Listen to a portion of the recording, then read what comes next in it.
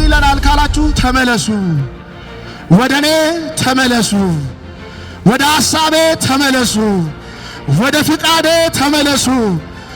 እግዚአብሔር ምን ይለናል ካላችሁ ተመለሱ። ምንድነው ችግሩ? ትልቁ ችግር እግዚአብሔር ተቆጥቶናል። ስለዚህ እግዚአብሔር ለምን አልገደለንም ብዬ ሳስብ ለመሞትም እንኳን የተዘጋጀን አይደለም። እግዚአብሔር የተቸገረ ይመስለኛል። ምን ነክቶን ነው ብላችሁ ወረቀት እየሰራችሁ ከሆነ እኔ የምነግራችሁ አንድ ነገር ነው። የሆነች ቱቦ ተዘግታለች፣ እሷም የእግዚአብሔር ፍቅር ትባላል። እሷ ስትመለስ ሁሉ ይመለሳል።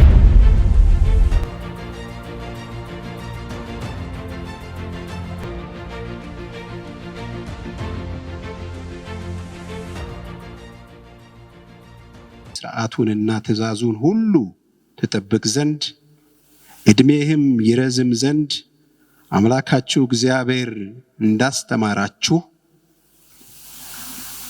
ያዘዛትን ትእዛዝና ሥርዓትም ፍርድም ይህች ናት።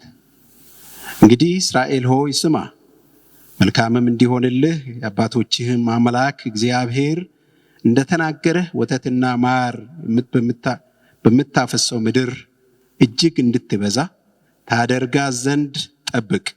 እስራኤል ሆይ ስማ፣ አምላካችን እግዚአብሔር አንድ እግዚአብሔር ነው። አንተም አምላክህን እግዚአብሔርን በፍጹም ልብህ፣ በፍጹምም ነፍስህ፣ በፍጹምም ኃይልህ ውደድ። እኔም ዛሬ እናንተን የማዘውን ይህንን ቃል በልብህ ያዝ፣ ለልጆችህም አስተምረው። በቤትህም ስትቀመጥ፣ በመንገድም ስትሄድ፣ ስትተኛም ስትነሳም ተጫውቶ በእጅህም ምልክት አድርገህ ስረው። በዓይኖችህም መካከል እንደ ክታብ ይሁንልህ። በቤትህም መቃኖች በደጆችህም በሮች ላይ ጻፈው።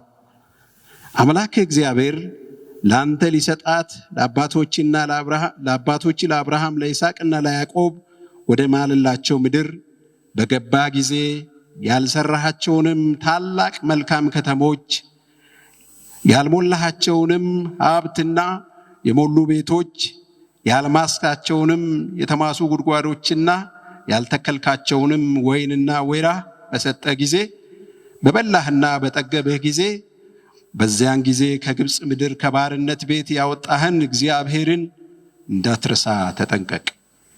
አምላክህን እግዚአብሔርን ፍራ፣ እርሱን አምልክ፣ በስሙም ማል። በመካከልህም ያለው አምላክህ እግዚአብሔር ቀናተኛ አምላክ ነውና የአምላክህ የእግዚአብሔር ቁጣ እንዳይነድብህ ከምድሩም ፊት እንዳያጠፋህ በዙሪያችን ያሉት አሕዛብ የሚያመልኳቸውን ሌሎችን አማልክት አትከተሉ። በማሳህ እንደተፈታተናችሁት አምላካችሁን እግዚአብሔርን አትፈታተኑት። ለእናንተ ያዘዘውን የአምላካችሁን የእግዚአብሔርን ትእዛዝ ምስክሩንም ሥርዓቱንም አጥብቃችሁ ጠብቁ።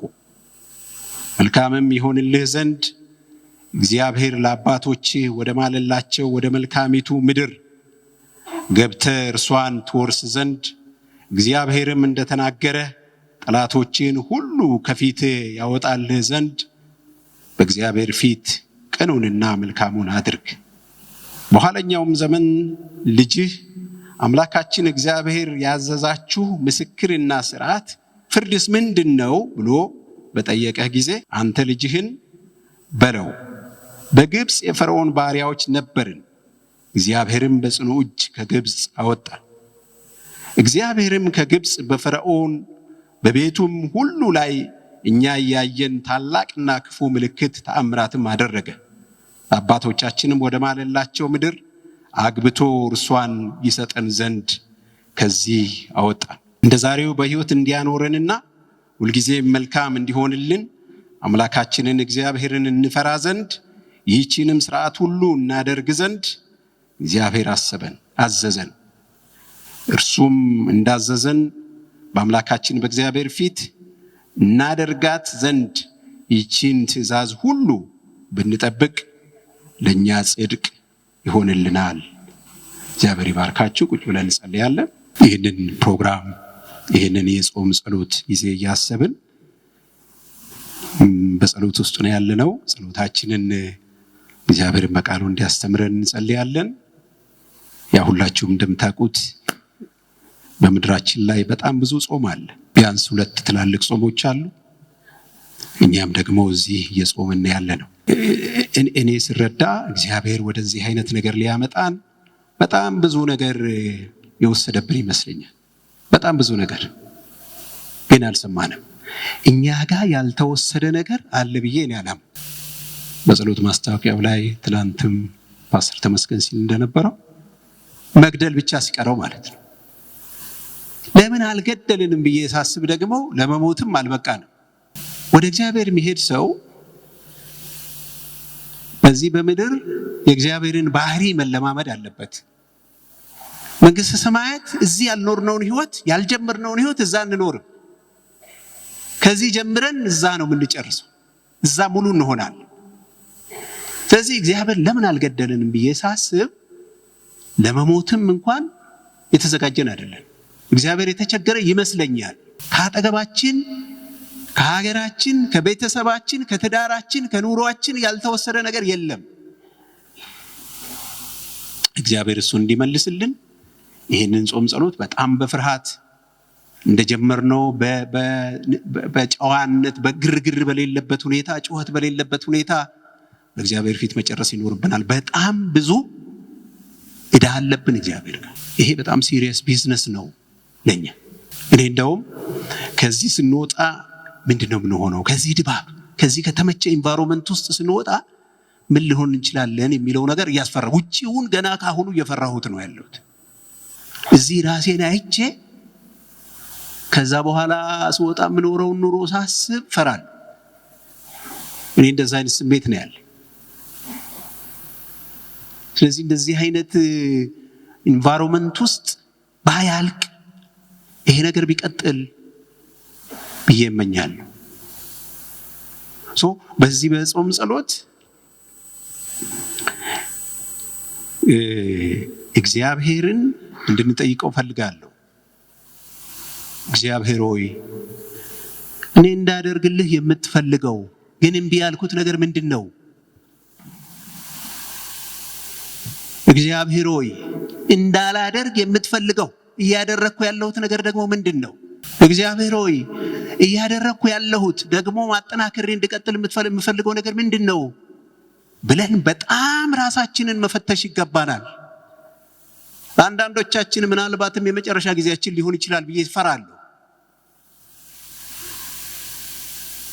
ምክንያቱም ምድራችን፣ ዓለማችን በምን አይነት ፍጥነት እየተለወጠና እየከፋ እንደመጣ ሁላችንም እያየን ነው። ስለዚህ ለሁላችንም በጣም ሲሪየስ ቢዝነስ ነው ይሄ። በቀላሉ የምናየውና የምንለቀው ነገር ሊሆን አይገባም። በጣም ይዘን ከእግዚአብሔር ጋር የሙጥኝ ልንል ይገባል።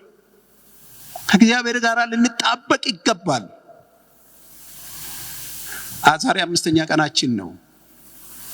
ለእግዚአብሔር ምን ጥለንለት ይሁን? የማይፈልገውን ነገር ጥለን ይሁን? ምንስ የሚወደውን ነገር አንስተን ይሁን? በእነዚህ 4 እና 5 ቀናት ጾምና ጸሎት ተግባራዊ ምላሽ ይፈልጋል። ዘምረን ጦማችንን ውለን ምንጨርሰው ነገር አይደለም። ምንድን ነው ያደረግንለት ለእግዚአብሔር? ከእግዚአብሔር ጋር ለመታረቅ ምን አድርገናል? የማይፈልገውን የትኛውን ነገር ጥለናል? ተሸክመን አሁንም እግዚአብሔር የማይፈልገውን ነገር ተሸክመን ልንወጣ ከሆነ ወዮልን፣ ትላንት እንደተባለው ማለት ነው። በከንቱ ነው የጾምነው። እግዚአብሔር በዚህ አቅጣጫ እንዲረዳን በእግዚአብሔር ፊት እንጸልያለን። እግዚአብሔር እንዲያስተምረን፣ ቃሉ እንዲናገረን፣ ይህንን ጾም ጸሎት የምር የጾም ጸሎት እንዲያር የምር የምንለወጥበት የጾም ጸሎት እንዲሆንልን በጣም ጥሩ ድባብ እንዳለን የሚሰማኝ እንደናንተ እንደ ብዙዎቻችሁ እንደተናገራችሁት በጣም የእግዚአብሔር መገኘት ያለበት እንደሆነ ውጪውን እንድጠላ ያደረገኝ መንፈስ እዚህ ቤት አለ። ግን ይህን መንፈስ የሙጥኝ ብለን ተለውጠን እንድንወጣ ብዙ ነገር አራግፈን እንድንወጣ በጣም የምር እግዚአብሔርን መያዝ አለብን። የምር እግዚአብሔር እንዲያስተምረን ጸልይ። አምላካችን አባታችን እግዚአብሔር ሆይ እናመሰግናለን፣ እንባርካለን። ከፍ እናደርጋለን። ስም የተባረከ ይሁን። በፊት አለን እግዚአብሔር ሆይ፣ አቤቱ በፊት አለን። እግዚአብሔር አምላካችን ሆይ ራሳችንን የማየት በቂ ድፍረት እንዲኖረን እንድትረዳን ለምንሃለሁ። እግዚአብሔር አምላካችን ሆይ መጥላት ያለብንን ነገር እንድንጠላ፣ የኖርንበትን ያለፍንበትን አንተ ደስ የማትሰኝበትን እግዚአብሔር ሆይ ምልልስ ሕይወት ተግባር በመንፈስ አማካይነት ማየት እንድንችል እርዳ። መጥላትም እንድንችል እርዳ። ደግሞም ጌታ እግዚአብሔር አምላካችን ሆይ አንተ ጸጋ ትሰጣለህ። ከአንተ ጸጋ የተነሳ መለወጥ እንድንችል እርዳ። አምላካችን እግዚአብሔር ሆይ እነዚህን ቀናት እኛን እንድትሰራ፣ ሕዝብህን እንድትሰራ፣ እዚህ ደግሞ እኛን ስትሰራ አንተ ትልቅ አቅም ያለህ አምላክ ነህ። በምድራችን ላይ ያለውን ነገር እንድትሰራ፣ በሀገራችን ላይ ያለውን ነገር እንድትሰራ፣ በቤታችን ያለውን ነገር እንድትሰራ በጌታ በኢየሱስ ክርስቶስ ስም እንለምንሃለን። አሁን ደግሞ እግዚአብሔር አምላካችን ሆይ በቃልህ ያንተን ሐሳብ ልንነጋገር በፊትህ አለሁ። አቤቱ እርዳን። ቃልህን አንተ ሐሳብህን አንተ ግለጥልን። አምላካችንና አባታችን እግዚአብሔር ሆይ እኔም ደግሞ ታናሽ ሰው እግዚአብሔር አምላክ ሆይ መናገር የሚገባኝን ያንተን ሐሳብ ብቻ እንድናገር በጌታ በኢየሱስ ስም በጸጋ ደግፈኝ። ለሚሰሙትም ደግሞ ገር ልብ ስጣቸው። ሁሉ ለስምህ ክብር ይሁን በጌታ በኢየሱስ ስም አሜን።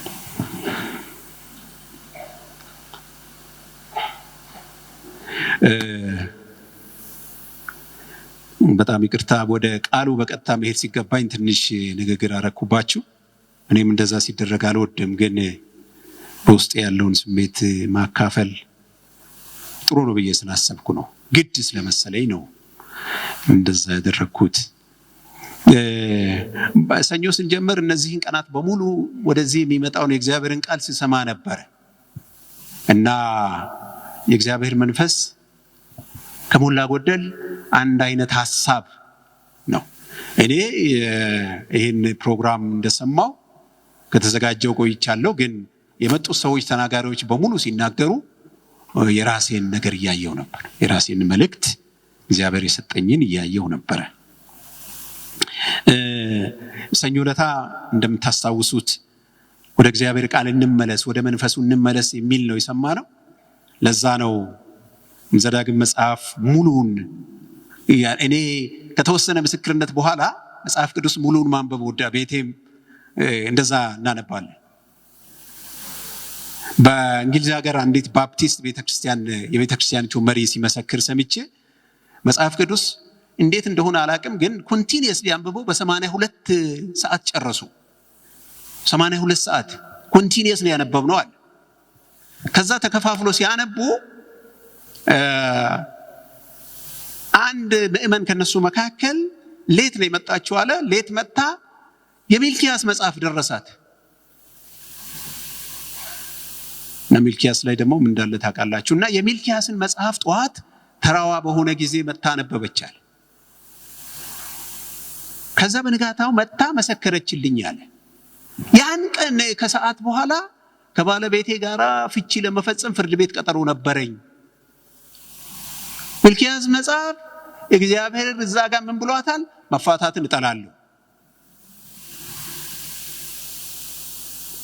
ስለዚህ የትዳር ለፍቺ ያቀረበችውን ጥያቄ ትታ ከባለቤቷ ጋር ይሄው ስንተኛ ዓመቷ ነው ትኖራለች አለ። እግዚአብሔር ይመስገን።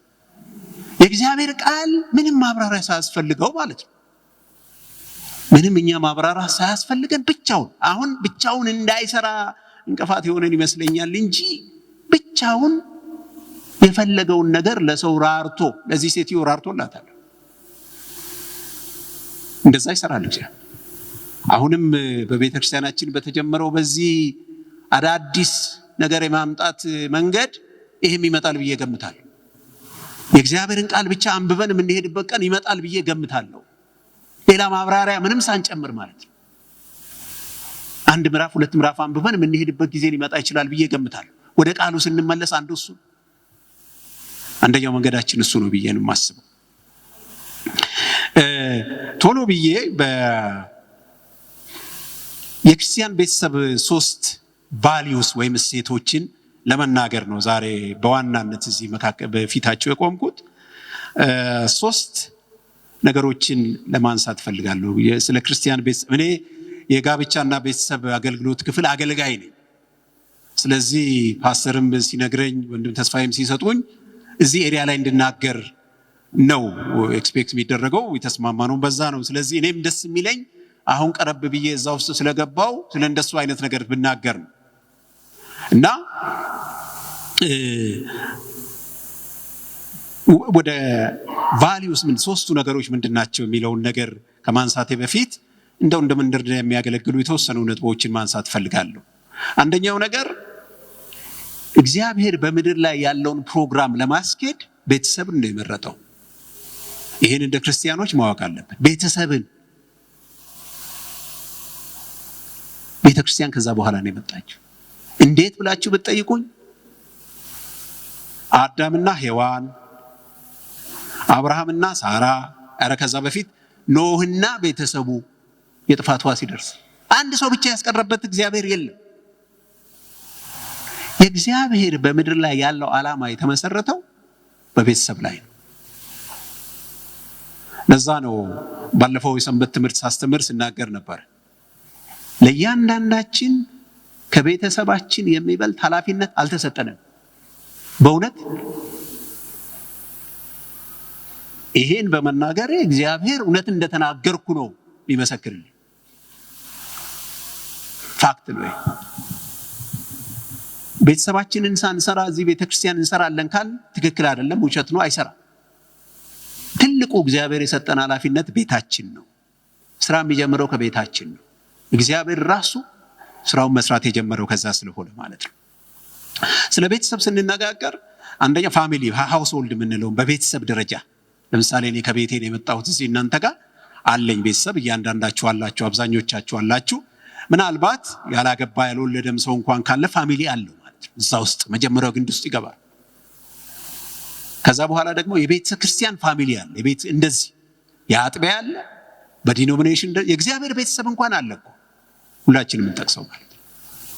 ስለዚህ ዛሬ ስናገር የሚበዛው ነገር ቤተሰብን ቢመለከት እንኳን የእግዚአብሔርን ቤተሰብ የቸርች ፋሚሊን የሚመለከት ነገር ደግሞ እንዳለ አብራችሁ እንድትሰሙኝ ፈልጋለሁ።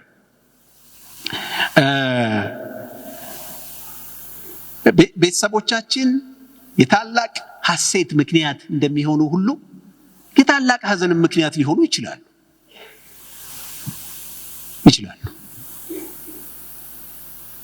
የጥሩ ዕድል በር ሊሆኑ እንደሚችሉ ሁሉ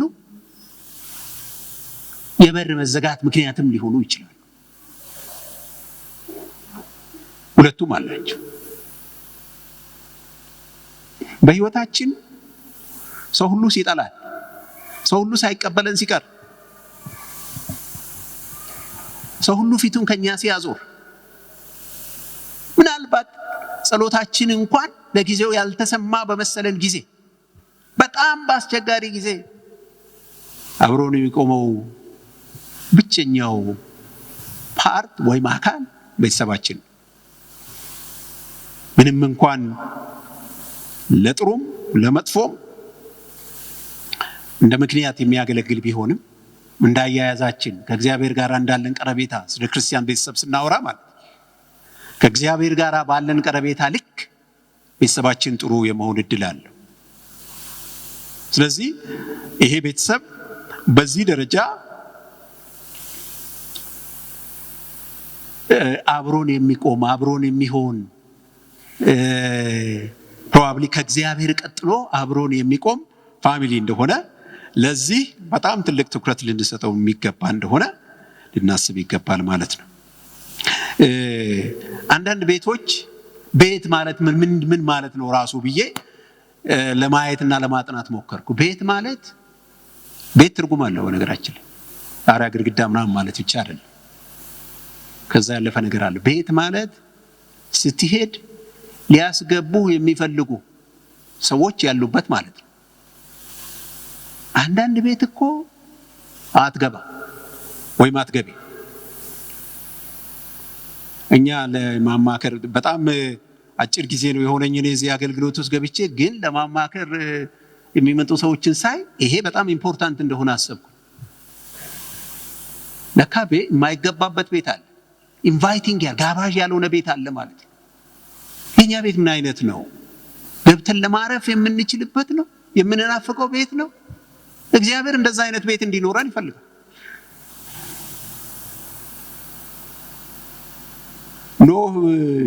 በኖህ እንደነቃለን በጣም አይደለም። ይሄን ስንት 120 ዓመት አካባቢ በጣም መርከብ ሰርቶ እንደዚህ ሰው ሁሉ አጠገቡ ላይ የተለያየ ኖርማል ኑሮ እየኖረ እሱ እንደዛ። ግን የጥንካሬ ምንጭ አንዱ ፋሚሊ ነው። ጥሩ ቤተሰብ ነበረው ነው። ጥሩ ቤተሰብ ያለው ሰው በጣም ረጅም ርቀት መሄድ ይችላል። ስለዚህ ቤተሰቦቻችንን ጥሩ ለማድረግ መሞከር ያለብን ረጅም ርቀት ለመሄድ ነው። እግዚአብሔርን በማገልገልም ቢሆን በመጥቀምም ቢሆን በጣም አስፈላጊው ነገር እሱ ነው። እንግዲህ ይህንን ብዬ ወደ መሰረታዊው ነገር ሲመለስ በኋላ ላይ በኮር ቢዝነሶቹ ላይ ስለማወራ የክርስቲያን ቤተሰብ ትዳር፣ ጋብቻ እንደዚህ ዝም ብለን ቃሉን እንደምንናገረው ቀላል አይደለም። አንዳንድ ሰዎች መጥተው በነገራችን ላይ እኔም ራሴ እንኳን በጣም የገባኝ እዚህ ውስጥ ከገባሁና በቅርበት ካየው በኋላ ነው። ያን ያህል ሩቅ ስንሆን ለአንድ ነገር ሩቅ ስንሆን በሚገባው ልክ አንረዳው። የክርስቲያን ጋብቻ የክርስቲያን ትዳር ቀላል አይደለም። ለምን ብትሉኝ ለመደሰት ሳይሆን ለመቀደስ የምንፈጽመው ስለሆነ ማለት ነው። ብዙ ሰው ለመደሰት ነው የሚያገባው። ሰው ብቻውን ከጌታ ጋር ሆኖ ደስተኛ ካልሆነ ሲያገባ አይደሰትም። ያላገባችሁ ሰዎች ይህን ማታምኑ ከሆነ ያገቡ ሰዎችን ጠይቁ። መጀመሪያ ደስታን ኤክሰርሳይዝ ማድረግ ያለብን ከጌታ ጋር ነው። ስለዚህ ምን ያደርጋሉ ሰዎች? ደስታን ስለሚፈልጉ መቀደስን ፈጽመው ስለሚዘነጉት ልክ ትንሽ ጊዜ ከቆዩ በኋላ የጫጉላ ጊዜውን ካለፉ በኋላ ንትርክ ይጀምራቸዋል ማለት። እኔ ላላገቡ ሰዎች፣ ገና ለማግባት የሚያስቡ ሰዎች፣ ወጣቶች፣ ታዳጊዎች እዚህ ስብሰባ መካከል ካሉ ስለ ትዳር፣ ስለ ጋብቻ በጣም በትልቁ እንዲያስቡበት እግዚአብሔር ያለውን ሐሳብ እንዲረዱ ፈልጋለሁ። እግዚአብሔር ጋብቻን የፈጠረው ሊቀድሰን ነው። ሊያስደስተን አይደለም ወይ ካላችሁ፣ አዎ፣ ግን ከመቀደስ በኋላ ነው የሚመጣው መደሰት። ሐዋርያው ቅዱስ ጳውሎስ ራሱ እንደዛ አለ። በንጽህና በቅድስና ለመቆየት ስለዚህ ለመደሰት ሳይሆን ለመቀደስ ነው የምንጋባው። ወጣቶች ይሄንን በደንብ ማሰብ ይኖርባቸዋል። ለዚህ እኮ ነው ሰው በቀላሉ አግብቶ በቀላሉ የሚፋታው። ለዛ ነው የእግዚአብሔር መንግስት አንዳንድ ጊዜ አዳዲስ ያገቡ ሰዎች እንደዚህ ስንላቸው ብዙ ደስተኛ አይደሉም። እና ለመደሰት አይደለም ለመቀደስ ነው የተጋባችሁት። ስለዚህ ትንሽ ቅሬታ አላቸው። ይሄ የእግዚአብሔርን መንግስት ባህሪ ባለማወቅ የሚመጣ የእግዚአብሔር መንግስት ንጉሳዊ ነው፣ ሞናርኪ የሚባለው ማለት ነው። ህዝባዊ አይደለም። ሪፐብሊክ ይባላል ህዝባዊ። ይሄ ሪፐብሊክ የሚባለው የእንትን አስተዳደር ወይም ዘዬ ህዝብ ስልጣን አለው ይላል። በህዝብ ስልጣን ፍላጎት የሚንቀሳቀስ ነው። እግዚአብሔር ግን ንጉስ ስለሆነ ሁሉ ነገር ለራሱ ጥቅምና ደስታ ነው የተፈጠረው። እንደዚህ ስል ሰው ቅር ሊለው ከቻለ እውነታው እንደዚህ ስለሆነ ነው። ንጉስ በሀገራችንም ንጉስ ነበረ። አሁንም ንጉስ ያለበት ሀገር አለ። አሁን ትንሽ እየተሻሻለ ይመጣ ይመስላል የምድር ንጉስ። ግን ሁሉ ነገር የንጉሱ ነው። አገሩ የንጉሱ ነው፣ ንብረቱ የንጉሱ ነው፣ ሰው ሁሉ የንጉሱ ነው። ሁሉ ነገር ለእግዚአብሔር ክብር ነው የተሰራው፣ ጋብቻንም ጨምሮ። አዎ እንደፈለግን ልናረገው አንችልም። አይ እኔ እግዚአብሔርን አላከብርም፣ የራሴ ደስታ ይበልጥብኛል ያለ ሰው መምረጥ ይችላል። ግን እውነታው እግዚአብሔር ጋብቻንም ቢሆን እያንዳንዷን ነገር እግዚአብሔር የሰራው ራሱ ክብር ነው። በእርግጥ እግዚአብሔር ደግ ስለሆነ በክብሩ ውስጥ እሱ ሲከብር እኛ እንጠቀማለን። በጣም ብዙ ጥቅም እናገኛለን። ተጠቅመን አይደለም እንዴ እስከዛሬ ኖር? እግዚአብሔር ምን በደለን? በደንብ እንኳን ሳናከብረው፣ በደንብ እንኳን ሳንወደው፣ በደንብ እንኳን ሳንፈራው እግዚአብሔር ብዙ ጠቅሞናል። በጣም ብዙ። እግዚአብሔር ሲከብር ሰው ይጠቀማል። እግዚአብሔር ሳይከብር ሲቀር ነው ሰው የሚጎዳ።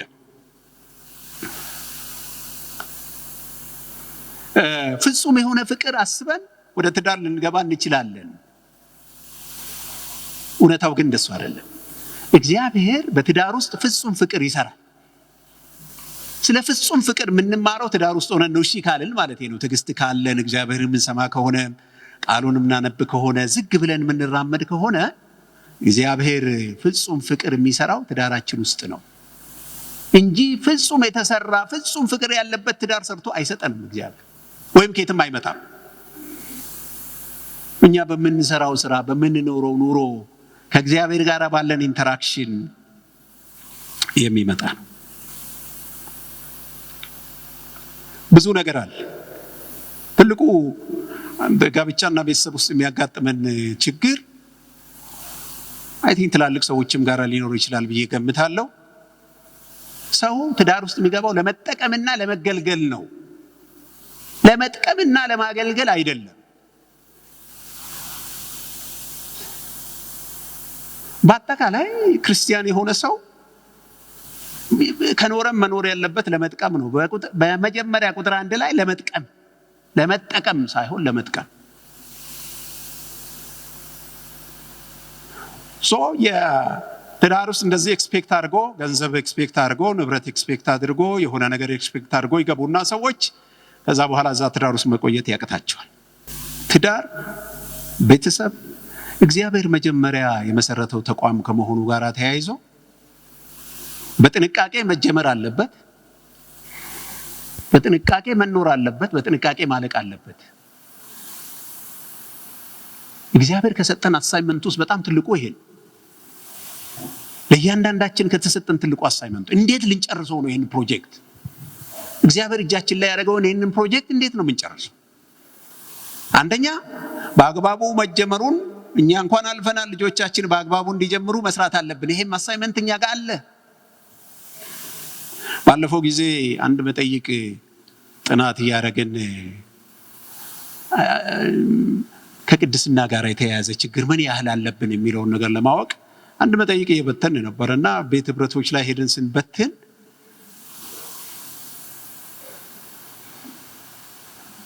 እኔ ብቻ ስጋቱ የተሰማኝ መስሎኝ ነበር።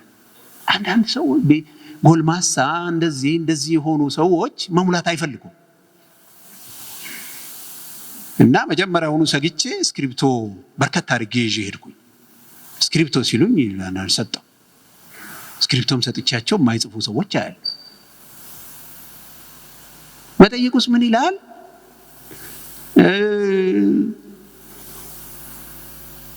ያገቡ ካልሆነ ከጋብቻ ውጪ የግብረ ስጋ ግንኙነት ፈጽመው ያውቃሉ ይላል።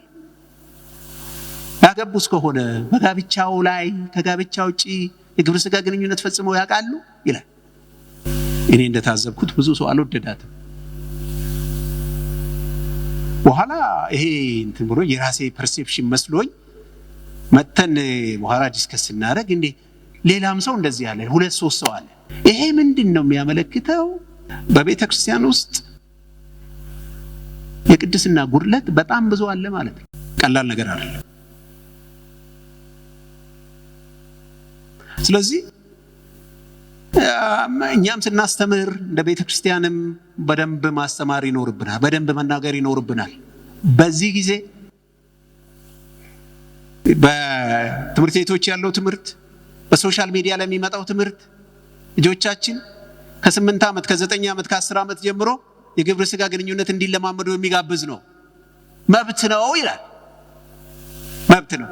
አሁን እኮ በእርዳታ በምናምን ስም ማአት ነገር ነው የምንቀበለው። ቤተክርስቲያን ውስጥ እንኳን ባይሆን በምድራችን ባለው እኮ ስብራት በጣም መጾም አለብን። በጣም 21 ቀን አይበቃንም። አንድ የተጠና ጥናት ሳይ ኤሌመንተሪ ትምህርት ቤት ከ1 እስከ 8 የሚማሩበት ማለት ነው 60% ገደማ በዛ እድሜያቸው 1-2 ትምህርት ቤት ላይ የተሰራ ጥናት የግብረ ሥጋ ግንኙነት ይፈጽማሉ። 14፣ 15፣ 13 ናቸው እኮ እነዚህ። እዛ ውስጥ አማኝም ሊኖርበት ይችላል። ማን ያውቃል? በሃይማኖት ስላልተከፋፈለ እና ይሄ ቤተክርስቲያን ጣጣ አይደለም ብለን አንጸልይም እንዴ? አይ ቲንክ ቤተክርስቲያን ውስጥ ማግኘት ማንችለው ፋይንዲንግ ነው እንጂ እኮ ያስፈራኛል። እኔ በግሌ ሳስበው ማለት ጊዜ አንዳንዱ ፈርታችሁ የምትተውት ነገር አለ አይደለም? እንደሱ ከእግዚአብሔር ጋር የሙጥኝ ማለት ያለብን ለምንድን ነው? ለዚህ ነው ያልተበላሸብን ኤሪያ የለም ብዬ ስል እናንተም ትላላችሁ። በርግጥ ይህንንም አብረን እንድናይ ያስፈልጋል ማለት ነው።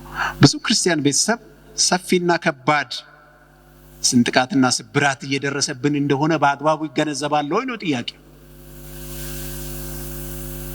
ከባድ ስንጥቃትና ስብራት በክርስቲያን ፋሚሊው ላይ ሰፈር ተሰብስቦ የሚያስታርቀው ክርስቲያን ባልና ሚስት ቤተክርስቲያን እኛ ጋር የተቀመጠ እኮ አለ። አገር ተሰብስቦ ማለት ጩኸት ተፈጥሮ ድብድብ ተፈጥሮ መጥቶ የሚያስታርቋቸው የት ኮታንኮት ክርስቲያን። ታዲያ ከእግዚአብሔር ፊት መነሳት አለብን። ማቅ የሚባለው ነገር አያስፈልገን? አመድ የሚባለው ነገር አያስፈልገን? ሁሉ ያስፈልገን። ይሄን ጾም ጸሎት ሳስብ አልጋ ላይ መተኛት አለብን እንዴ ብዬ ጠይቄያለሁ ራሴ። ለምንድነው መሬት ማንተኛው? አናሪ እግዚአብሔር የልብ አምላክ ነው እያል ለእግዚአብሔር የሚገባውን ክብርና ዝቅታ እየከለከልነው ነው ያለነው። አዎ ያስፈልገን መሬት። ማቅ ካለ ማቅ፣ አመድ ካለ አመድ ላይ መቀመጥ ይገባዋል ለእግዚአብሔር። ከጥፋታችን አንፃር ከዚህ በላይ ዝቅ ማለት አለብን። እንዲምረን፣ እንዲራራልን፣ እንዲመለስልን፣ ጸጋ እንዲለቅልን ማለት። ለመሆኑ ክርስቲያን ቤተሰብ ከዚህ ውድቀት ከስብራቱ ከስንጥቃቱ ሊያመልጥበት የሚችል መንገድ አለው? እግዚአብሔር መንገድ አለው ለዚህ? መጽሐፍ ቅዱስ መፍትሄ አለው? አዎ አለው።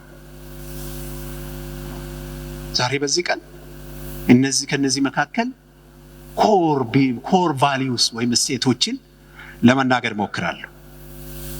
እሴት የሚባለው ነገር በህይወታችን አስፈላጊ ለምንላቸው ጉዳዮች የምንከተለው መርህ ወይም የአኗኗር ደረጃ ነው። ፕሪንሲፕልስ ወይም ስታንዳርድ ነው። ህይወታችንን ለመምራት ለመወሰንና እሺ ለማለትና እምቢ ለማለት የምንከተለው መርህ ነው። ስለዚህ እሴት አንደኛው ነገር እሱ ነው። በመጽሐፍ ቅዱስ አስተምሮ ላይ የተመሰረተ መርህ ሆኖ የኢየሱስ ክርስቶስ ተከታዮች ወዶ በልባቸው የሚይዙትና የሚተገብሩት የህይወት መመሪያ ነው እሴት። እሴት እኛ ከሌሎች የምንለይበት መታወቂያ ነው። ቅድም እንዳልኩት በመደባደብ እግዚአብሔርን የምናስተዋውቀው ከሆነ የእግዚአብሔር ስም ቀኑን በሙሉ ስለእናንተ ይሰደባል የሚለው የሚሰራው እና ታዲያ እንደዚህ አይነቱ ሰው ቢሰበሰብ የት ነው የሚገባው? እግዚአብሔር አይቸግረውም መሰብሰብ? ቸግረዋል። የት ያስገባዋል? አምኛለሁ ብሏል። የት ያላመነ ሰው ኖሮ የሚለው እና ለእንደዚህ አይነት ሰው ቸር ስለሆነ እግዚአብሔር ርኅሩህ ስለሆነ ተጨማሪ ጊዜ ይሰጠዋል ማለት ነው። ተጨማሪ ጊዜ የተሰጠን ሰዎች ነው ቤተክርስቲያን ውስጥ በጣም ብዙ ያለ ነው ማለት ነው። ተጨማሪ ጊዜ እግዚአብሔር ይስተካከሉ፣ ይሰሩ፣ ይሂዱ ያለን ሰዎች መሆናችንን አንርሳ። ክርስቲያናዊ እሴት በጊዜ ሂደት አይለወጥም። ዘዳግም ቅድም ያነበብኩላችሁ 1:3 ላይ እንሂድና የመጀመሪያውን ቫልዩኒ 1:3 ላይ ስትመለከቱ እንግዲህ እስራኤል ሆይ ስማ፣ መልካምም እንዲሆንልህ የአባቶችህ አምላክ እግዚአብሔር እንደተናገረ ወተት ማር በምታፈሰው ምድር እጅግ እንድትበዛ ታደርጋት ዘንድ ጠብቅ። እስራኤል ሆይ ስማ፣ አምላክ እግዚአብሔር አንድ እግዚአብሔር ነው ብሎ ይነግራቸዋል እዚህ ቦታ ላይ። ይሄ ለቀደሙትም አይሁዶች ለአሁን ለሚኖሩትም በጣም ኢምፖርታንት የሆነ ፓሴጅ ነው፣ የምንባብ ክፍል ነው። በሶስት አካል የተገለጠ አንድ አምላክ፣ በሶስት ፐርሰን ማለት ነው የተገለጸ አንድ አምላክ እንዲያመልኩ ይጠበቅባቸዋል። ኮርባኒው እዚህ ጋር ምንድነው? በዚህ ክፍል ላይ ስንመለከት የእስራኤል ሕዝብ እግዚአብሔርን ባለመታዘዝ 40 ዓመት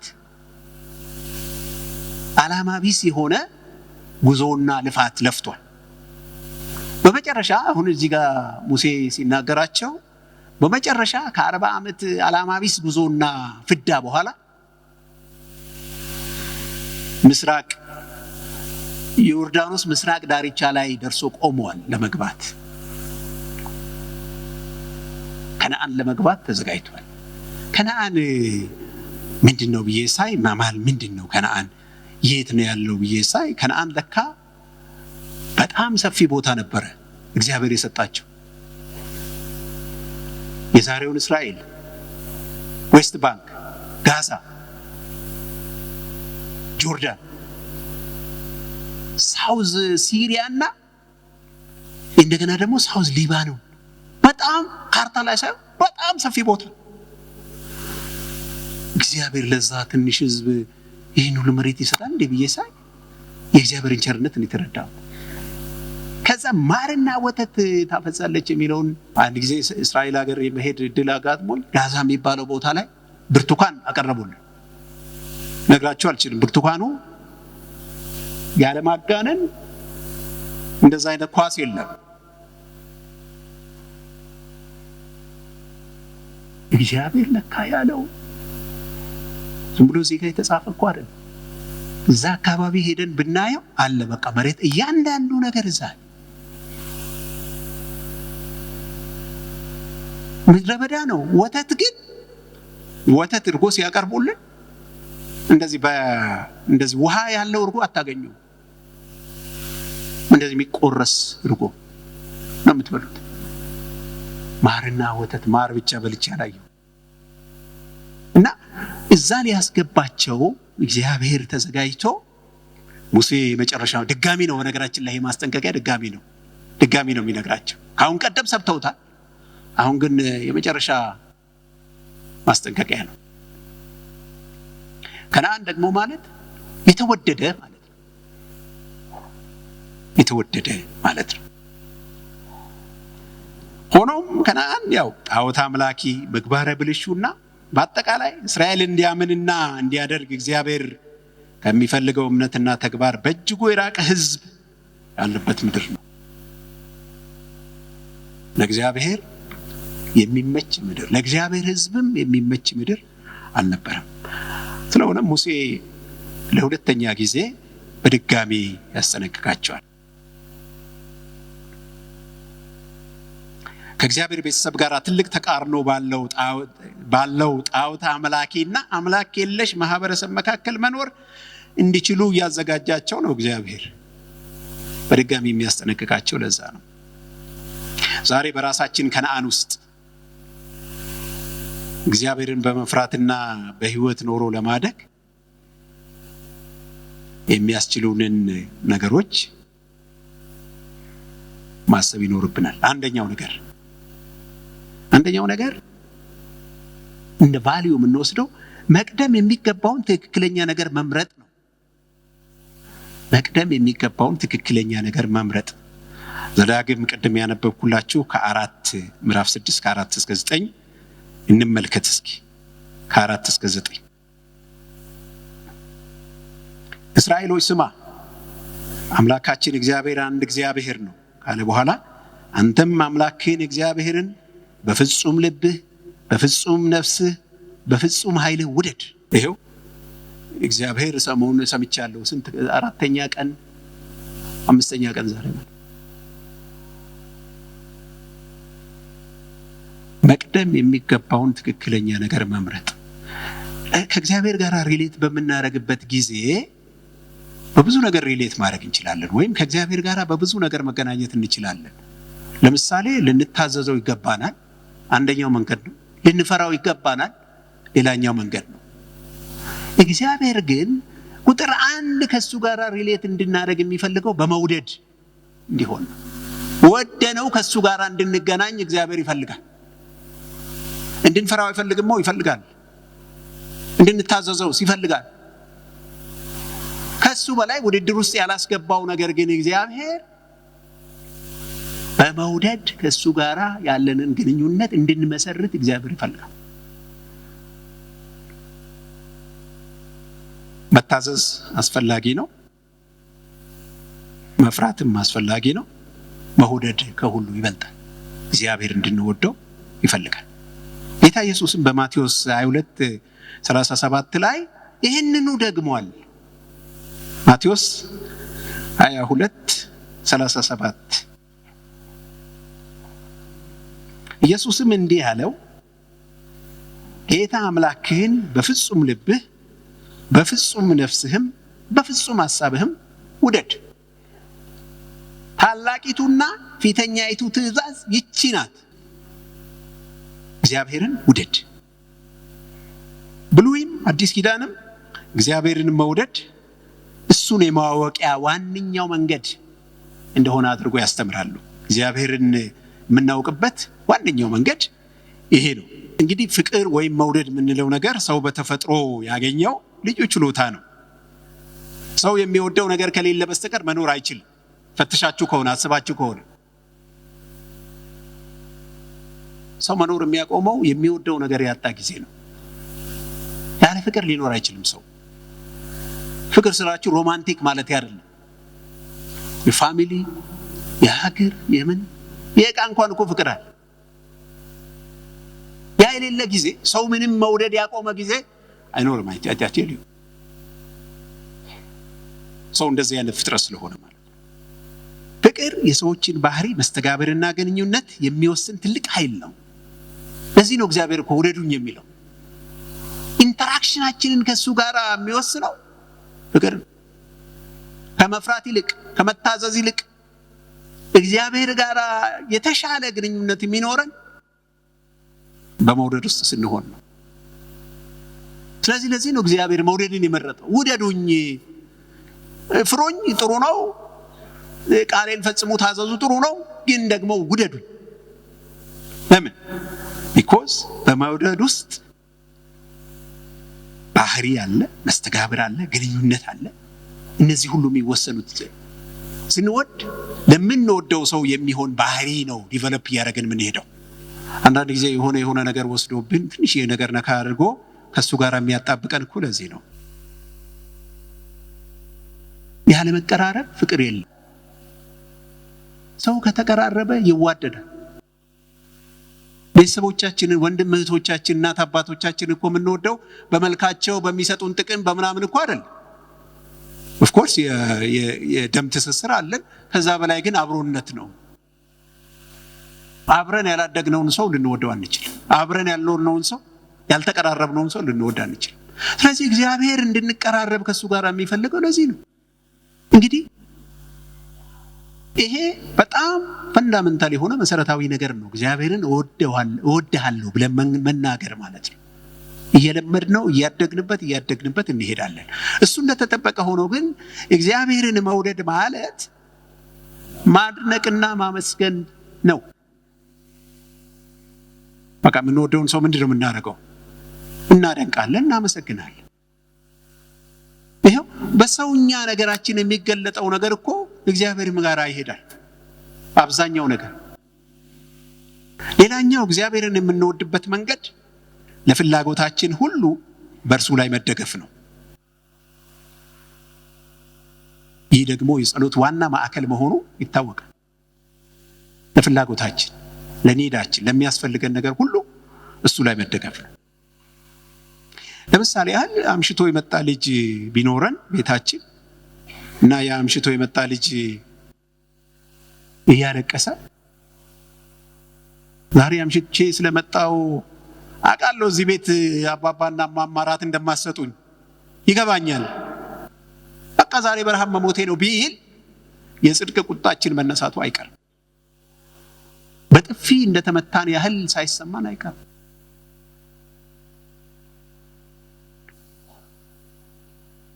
እግዚአብሔርን እኮ እንደዚህ የምንልበት ጊዜ በጣም ብዙ ነው። እግዚአብሔር ላምንህ እፈልግ ነበረ ግን ላምንህ አልቻልኩም። ቃል በቃል እንደዚህ ላልን እንችላለን፣ ግን በተግባር እንደዚህ ነው የምንለው። ትላንትና ስንት ነገር ያሳለፈንን እግዚአብሔር ማለት ነው። አሁን እዚህ ያለ ሰው እኔን ጨምሮ እግዚአብሔር ትላንት ሌላ ሰው የነበርነውን አይደለም እንዴ ዛሬ ሌላ ሰው ያደርጋል? እና የተሰጠን እድል አንድ ነው።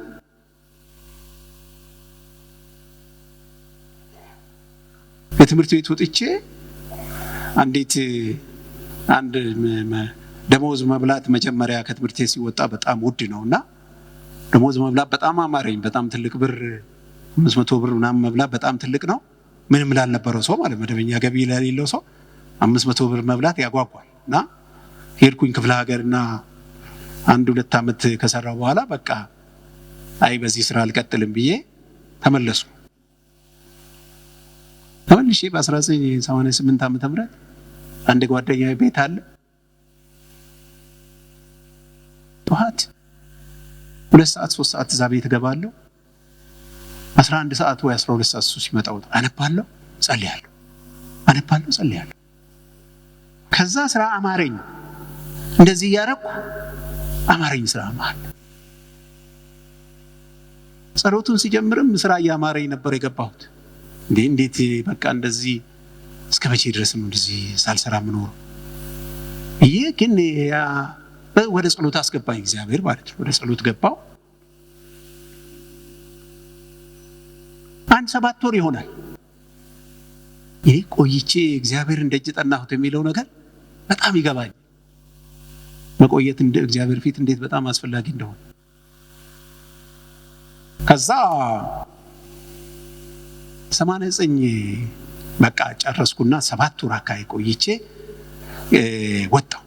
ጨረስኩ። እግዚአብሔር ግራጁዌት አስደረገኝ መሰለኝ። ወጣሁና በኋላ አንድ ማስታወቂያ እኔ ክፍለ ሀገር መሄድ አልፈልግም እዚህ አገኘሁ። እዚህ ማስታወቂያ ብዙ አይገኝም።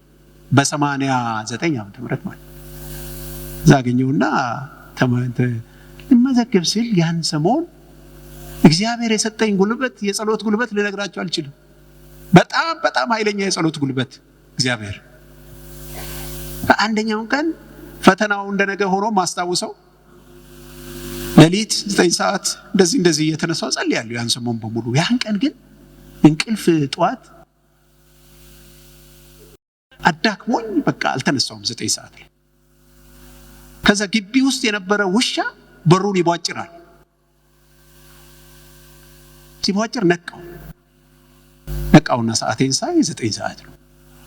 ሰሞኑን እጸልይበት የነበረ ሰዓት ነው። ከዛ ጸለይኩና ተነስቼ ጸለይኩና ተመልሼ ተኛው። ልክ ውሻውም እኔ መነሳቴን ሲያይ ማብራት አይቶ ይሁን ምን እንደሆነ አላውቅም ሲንኮሻኮሽ ሄደ። ከዛ ጠዋት ተነስቼ ወደ ፈተና ቦታ ሲሄድ ከዚህ በዚህኛው ሳይድ ካለው አዳራሽ ብዙ አይተናነስም። ሰው ጢም ብሎ ሞልቷል። አርፍጄ ነው ሄድኩት።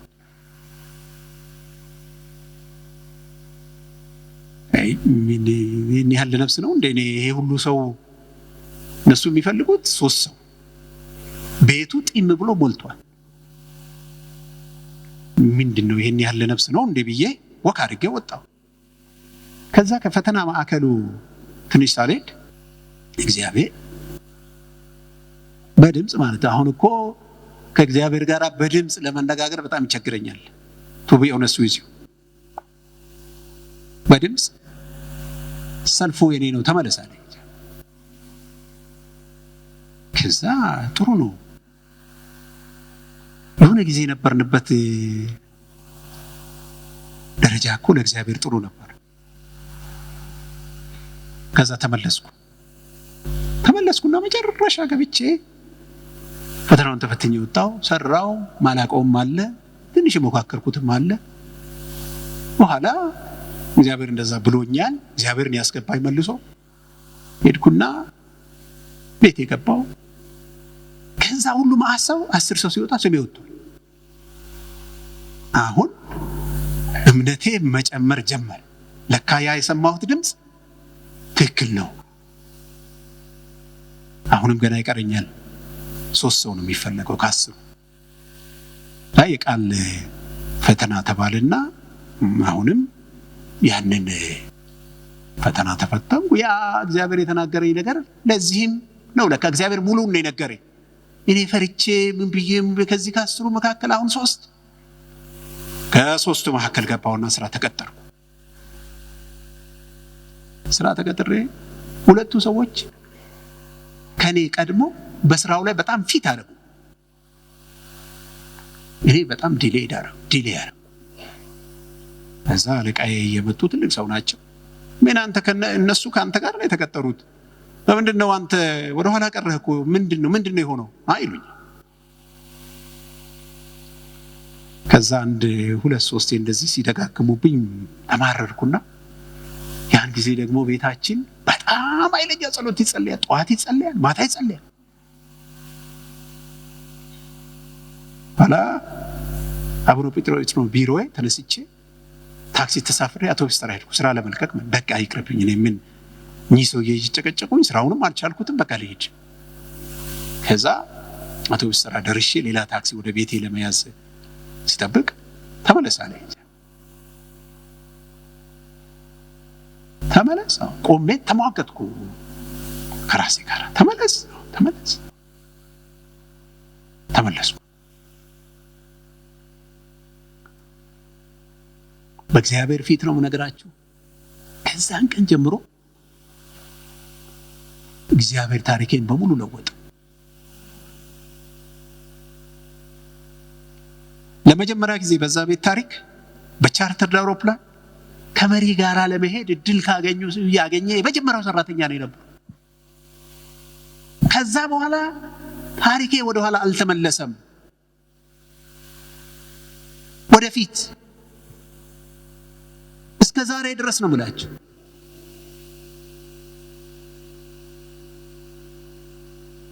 የኔ የትላንት ታሪኬ እግዚአብሔርን ዛሬ እንዳምነው ነገ እንዳምነው ለምን አያደርገኝም ነው ጥያቄ። እግዚአብሔር ጥያቄ ይሄ። እያንዳንዳችሁ እንደዚህ አይነት ማት ታሪክ አላችሁ እርግጠኛ ነኝ። እግዚአብሔር ታሪክ የሌላቸውን ሰዎች ባለ ታሪክ አድርጎ አስቀምጧል። እኔ እኮ አሁን ሩቡን ነው የነገርኳችሁ። እንደዚህ ያኖረንን እግዚአብሔር፣ ትላንትና እንደዚህ ያኖረንን እግዚአብሔር ዛሬ ደግሞ ልናምነውና ልንከተለው ይገባል ማለት ነው። የዛ የልጁ ምሳሌ ለእግዚአብሔር አድርገን ብንመለከተው ወይም እንደ ወላጆች ስንመለከተው በጣም ጥንቃቄ ልናደርግበት የሚገባ ነው። ትላንትና በህይወታችን ውስጥ ብዙ ነገር ያሳለፈን እግዚአብሔር ነገም በህይወታችን አስተማማኝ ነው። እሱ አልደከመም ባለበት። እኛንን ከሱ ጋር ያለን ኢንተራክሽንና እምነታችን እየቀነሰ የመጣው ከሱ ጋር ኢንተራክት ማድረግ አቅቶናል። እሱን በየዋህነት በእምነት መስማት አቅቶናል።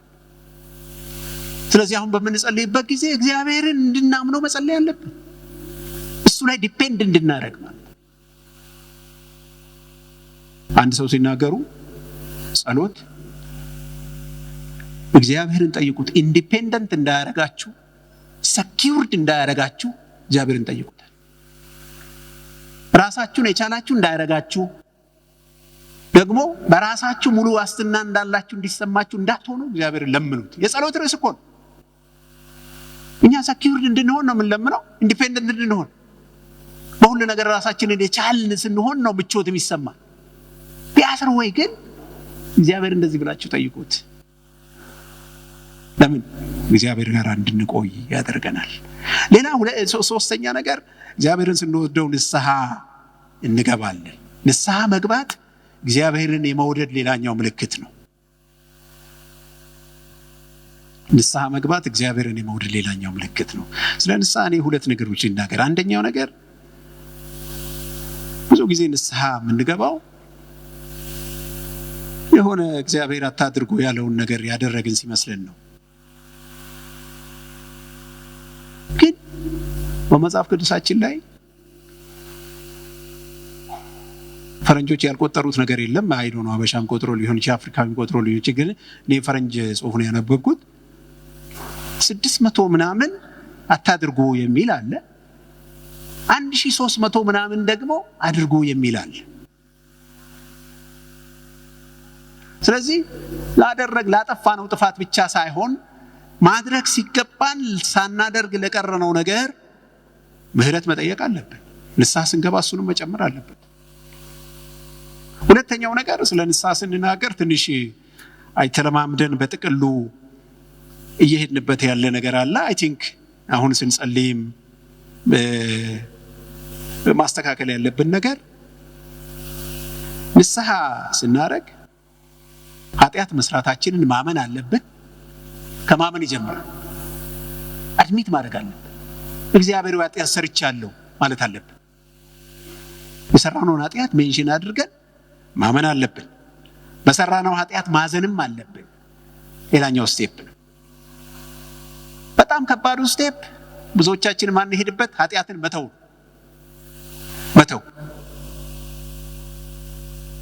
አልመለስበትም ማለት አለብን። አይ ቲንክ ትናንትም ፓስተር ተስፋዬ ጋቢሶ ሲናገር መተው እኔ ማንተው ነገር ላይ የምንናዘዝ ከሆነ እግዚአብሔር እንደመሳደብ ይቆጠራል።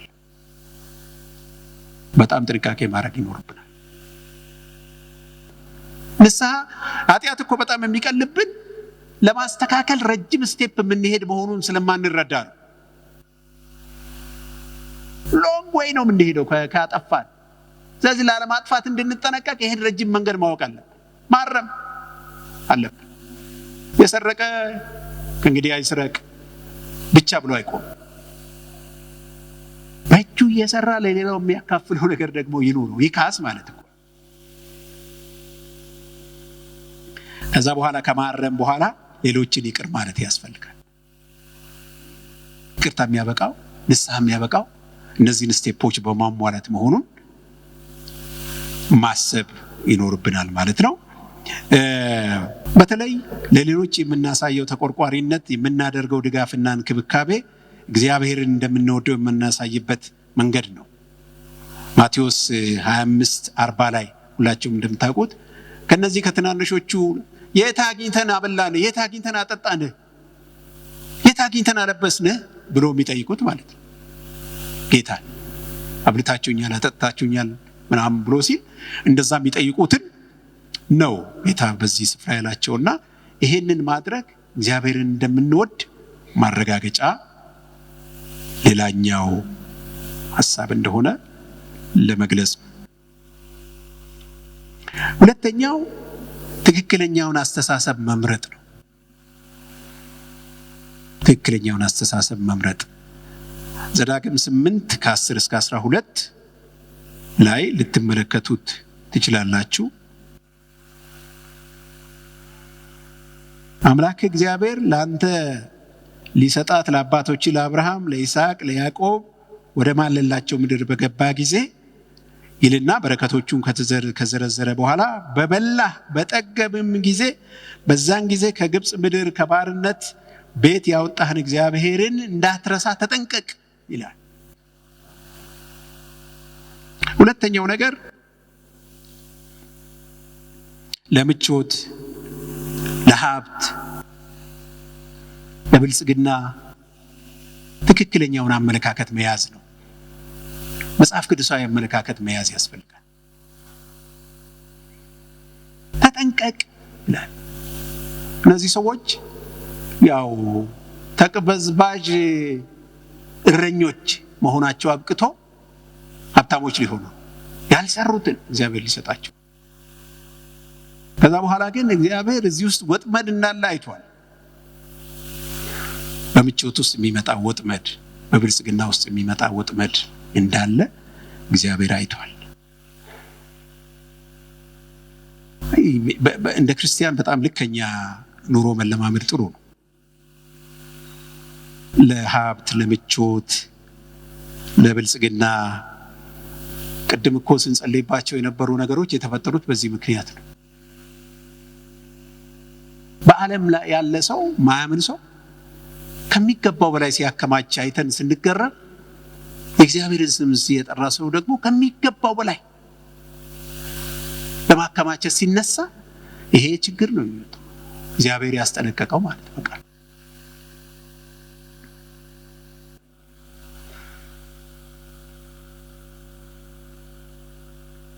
ለእግዚአብሔር ጊዜ ማጣትም ብልጽግና ውስጥ ያለ ሌላኛው አደገኛ ነገር።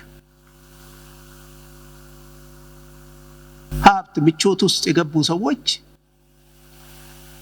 የእግዚአብሔርንም ነገር ከጉዳዮቻቸው እንዳንዱ ነው የሚቆጥሩት እንጂ የተለየ ቦታ አይሰጡትም። ሁሉን ጥለህ ተከተለኝ የተባለውን ነገር ብዛም ቦታ አይሰጡትም፣ ይረሱታል። አንዳንዴ ሳይወዱ ነው እንደዛ የሚሆኑት። በመጽሐፍ ቅዱሳችን ውስጥ ከእግዚአብሔር ጋር ተካክሎ ጌታ የተባለው ገንዘቡ። ብዙ በሚሊዮኖች የሚቆጠር ገንዘብ ማሰብ ላይኖርብን ይችላል። እኛም በልካችን ለገንዘብ ያለንን ፍቅር መቀነስ አለብን። በመጽሐፍ ቅዱሳዊ አተያይ ስለ ገንዘብ ያለንን ምልከታ ማሰብ ይኖርብናል። ይሄ የፈረንጁን ዓለም ያራቆተ ነው። የእንግሊዙ ጠቅላይ ሚኒስትር ዊንስተን ቸርችል የሚባሉ ሰውዬ በጣም ሃይማኖተኛ ናቸው፣ ደራሲ ናቸው፣ ፈላስፋ ናቸው። እሳቸው አገራቸው በሚመለከት ያሉት ነገር በሙላት እርግማን ባዶ ሆነናል ብሎ ነው የተናገሩት። በሙላት እርግማን ነው ለካ። በጣም ሙላትን ማኔጅ ማድረግ ከባድ ነገር ነው።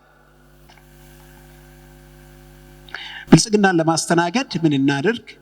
አንድ ምስጋና በልባችን እንዲሞላ ማድረግ፣ ጠባቂዎች እንደሆን እንዲሰማን እግዚአብሔርን ዝቅ ብለን ማመስገን አለብን። ብልጽግና እጃችን ላይ ቢገባ መጥፎ አይደለም። ማኔጅ የምናደርግበት ነገር ነው መጥፎ። ገንዘብ እጃችን ላይ ቢኖር፣ ሀብት እጃችን ላይ ቢኖር በጣም ጥሩ ነው። ግን ጠባቂዎች እንደሆነን እግዚአብሔር በእጃችን በአደራ በእጃችን ያስቀመጠው ነገር መሆኑን ማሰብ አለብን። የእግዚአብሔር ባለአደራዎች እንደሆነ አድርገን ምስጋና ልባችንን ሊሞላ ያስፈልጋል። ልጆቻችን ላላቸው ነገር አመስጋኝ እንዲሆኑ ማለማመድ አለብን።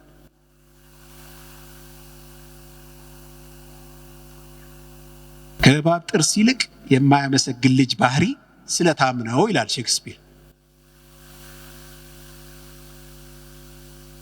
እግዚአብሔርን ማመስገን፣ ወላጆችን ማመስገን ልጆቻችን መለማመድ አለባቸው። በተለይ ትንሽ ባለጠግነት ያለበት ቤት የሚያድጉ ክርስቲያን ልጆች በዚህ አይነት ነገር ተጎጂ ናቸው። በቃ ፎር ግራንትድ ይወስዱታል ያንን ነገር። አንደኛው የባለጠግነት ኃላፊነት ይሄ ነው። የክርስቲያን ቤተሰብ ባለጠግነት ኃላፊነት ይሄ ነው። ጥንቃቄን መለማመድ ሌላው አስፈላጊ ነገር ነው።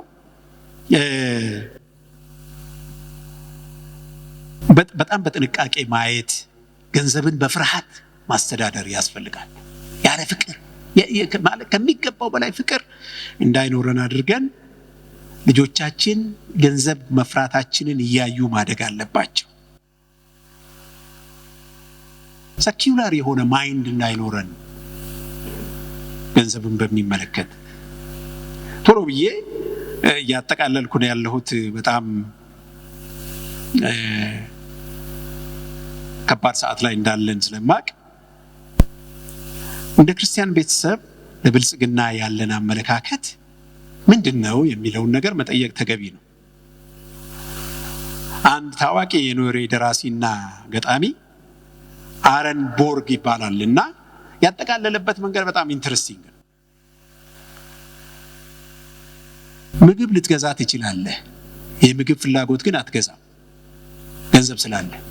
መድኃኒት ልትገዛ ትችላለህ፣ ጤና ግን አትገዛም። እውቀት ልትገዛ ትችላለህ፣ ጥበብ ግን አትገዛም። አንጸባራቂ ውድ ነገር ልትገዛ ትችላለህ፣ ውበት ግን አትገዛም። ቀልድና መዝናኛ ልትገዛ ትችላለህ፣ ደስታ ግን ልትገዛ አትችልም። ታዋቂነትን ልትገዛ ትችላለህ፣ ጓደኝነትን ግን አትገዛም። አገልጋይ ልትገዛ ትችላለህ፣ ታማኝነትን ግን አትገዛም። ነፃ ጊዜ ወይም እረፍት ልትገዛ ትችላለህ፣ ሰላም ግን አትገዛም። ቱ ሰም ኤክስቴንት ሩካቤ ስጋ ልትገዛ ትችላለህ፣ ፍቅር ግን አትገዛም።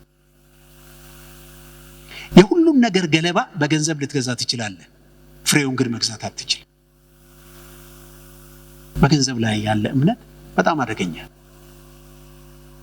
ስለዚህ ገንዘብ ማድረግ የምንችልበት መንገድ ሁኔታ መስተካከል አለበት። ማካፈል ሌላው ሀብትን የምናስተዳድርበት ተገቢ መንገድ ነው። እኔ ቅድምም ፓስተር ሲያጸልይበት የነበረ ነው። በጣም ደስ ብሎኛል። ነው የጊዜያችሁ ቢሄድም ይሄን ሳልናገር ግን አልሄድም። በመካከላችን እኛ ቤት እንጀራ እየተደፋ የማይበሉ ቅዱሳን አሉ። ልጆቻቸው የማይበሉ ቅዱሳን አሉ። ከእግዚአብሔር ጋር እንድንታረቅ ከሆነ ማካፈል አለብን። ማዕድ ማጋራት። መንግስት እንኳን ሴኩላር የሆነ መንግስት ቤተክርስቲያን ውስጥ አለ እንደዚህ አይነት። ከመካከላችን መብላት የማይችሉ ሰዎች አሉ። ልጆቻቸውን ማብላት የማይችሉ ሰዎች አሉ። በቃ ጸለይን፣ ጾመን ወደ ቤታችን እንሄዳለን። በእነዚህ የጾም ቀናት ኢቫንጀሊካል አማኞች ያልሆኑ ሌሎች ሀገሮች ያሉ ሰዎች እንኳን ወርልድ ቪዥን እኮ የተመሰረቱት እንደዚህ እንደኛ ሲጾሙ የጾሙ ቀን ገንዘቡን አውጥቶ ያስቡና በቤተ ክርስቲያን በኩል ለሚያስፈልጋቸው ይሰጣል። ወል ጾምን ጥሩ ነው። ምን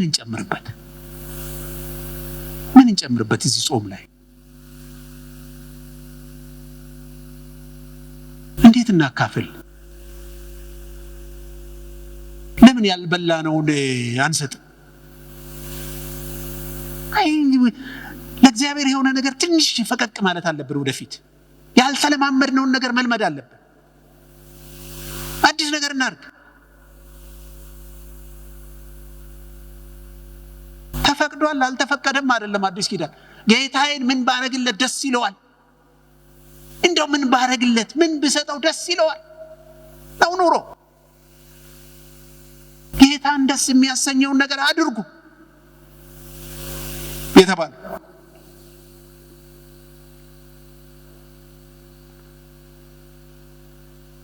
እናካፍል። አጠገባችን ያሉ ሰዎችን እንይ።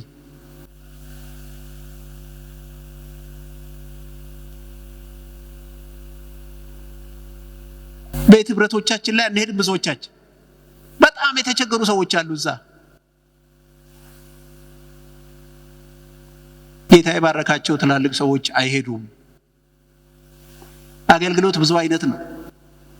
ገንዘብ ካለ የተራበ የተቸገረ ሰው ሐኪም ቤት መሄጃ ያልጣ ሰው ለመጎብኘት ሂድ። ቤት ህብረት ለምን ግራጁዌት እናደርጋለን ክርስትናን በቀላሉ? እዚህ የተሰበሰብነው እኮ ክርስትናን በቀላሉ ግራጁዌት ያደረግን ሰዎች ነን። በጣም እሑድ እንመጣለን። በጣም ደግሞ ጥሩ ክርስቲያኖች ከሆን ለቤተ ክርስቲያን ገንዘብ እንሰጣለን። አለቀ። ህይወታችንን እስከ መስጠት። ማን ነው ለእግዚአብሔር ህይወቱን የሚሰጠው? ማን ነው የሚሞትለት ለጌታ? ዛሬ አለ ሰው? ወንጌልኛ ጋር እንደዚህ ደርሷል፣ ሰዎች ተሰንጥቀዋል፣ ተቆርጧል፣ በመጋዝ ተሰንጥቀዋል ብለን እንላለን። በጋለ ዘይት ተቀቅሏል እንላለን። እውነት ነው። እኛስ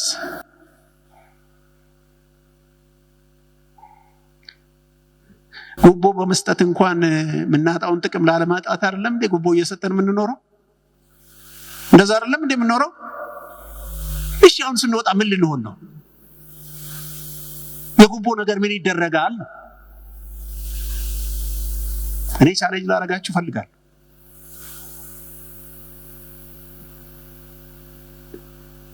ማካፈል። ሶስተኛ ትክክለኛውን መልእክት መምረጥ። ልጆቻችሁ እነዚህ ህጎች፣ ስርዓቶች ምንድናቸው ብለው በጠየቃችሁ ጊዜ ንገሯቸው አለ እግዚአብሔር። ንገሯቸው። አባቶቻችን በግብፅ ባሮች ነበሩ፣ የፈርዖን ባሮች። ከዛ በኋላ እኛ ሁላችን በዓይናችን በብረቱ እያየን እግዚአብሔር እጅግ ብዙ ድንቅና ተአምራት አድርጎ ከፈርዖን እጅ አወጣን፣ ነፃ አወጣን እና ወደዚህ ምድር አመጣን ብላችሁ ንገሯቸው አለ እግዚአብሔር። ለእኛ ምን ማለት ነው?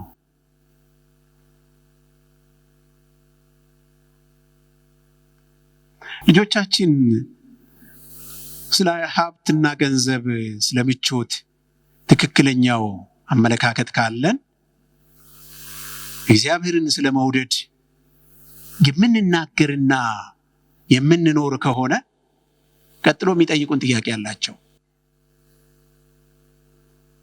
የነከሌ ቤተሰብ ለእግዚአብሔር ገንዘብ ሲሰጡ አይቼ አላቅም፣ እኛ ለምንድን ነው የምንሰጠው ሊሉ ይችላል። በበዓል ቀን እነከሌ እየተዝናኑ ሲበሉና ሲጠጡ እኛ ጎዳና ተዳዳሪዎችና ምገባ ጣቢያ ለምን እንሄዳለን ብሎ ሊሉ ይችላሉ። እንደዛ የምናደርግ ከሆነ ማለት ነው። በአብዛኛው ግን እኛም በበዓል ቀን ዶሮና በግ አርደን ቤታችን እንሆናል።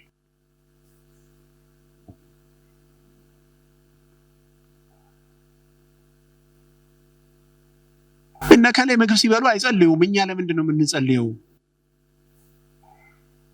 ደግሞም እነከሌ ቤት ሄጄ ሳይ መጽሐፍ ቅዱስ ጓዳቸውም መኝታ ቤታቸውም ሳሎን ቤታቸውም አላየሁም፣ እኛ ጋር መጽሐፍ ቅዱስ የምናነበውና የምናምነው ለምንድን ነው ብሎ ሊጠይቁ ይችላሉ።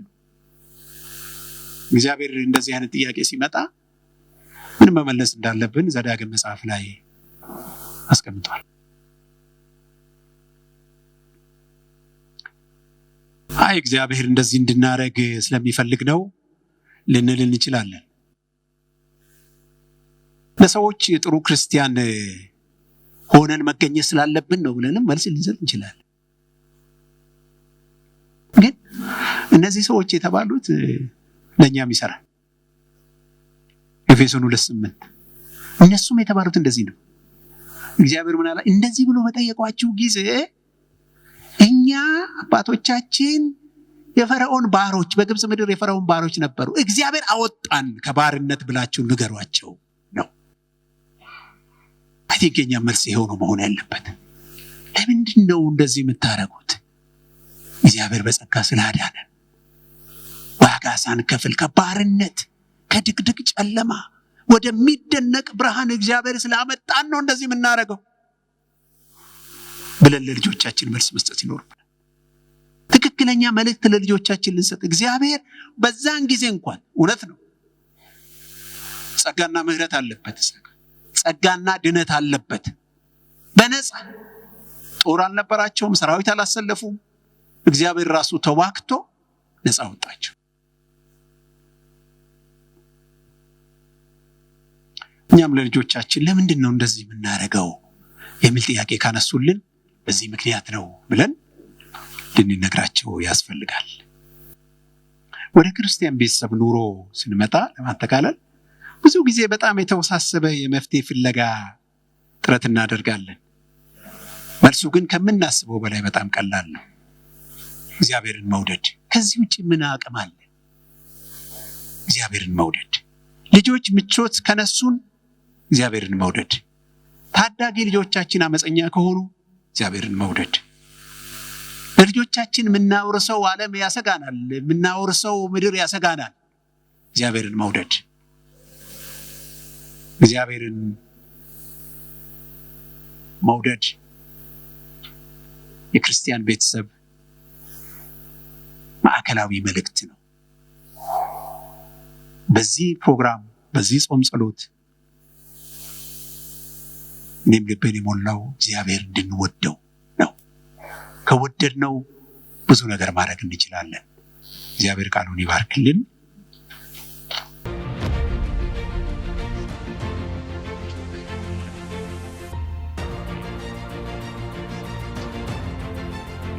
እግዚአብሔር ምን ይለናል ካላችሁ ተመለሱ፣ ወደ እኔ ተመለሱ፣ ወደ ሐሳቤ ተመለሱ፣ ወደ ፍቃዴ ተመለሱ። እግዚአብሔር ምን ይለናል ካላችሁ ተመለሱ። ምንድን ነው ችግሩ? ትልቁ ችግር እግዚአብሔር ተቆጥቶናል። ስለዚህ እግዚአብሔር ለምን አልገደለንም ብዬ ሳስብ ለመሞትም እንኳን የተዘጋጀን አይደለም። እግዚአብሔር የተቸገረ ይመስለኛል። ምን ነክቶን ነው ብላችሁ ወረቀት እየሰራችሁ ከሆነ እኔ የምነግራችሁ አንድ ነገር ነው። የሆነች ቱቦ ተዘግታለች፣ እሷም የእግዚአብሔር ፍቅር ትባል። እሷ ስትመለስ ሁሉ ይመለሳል።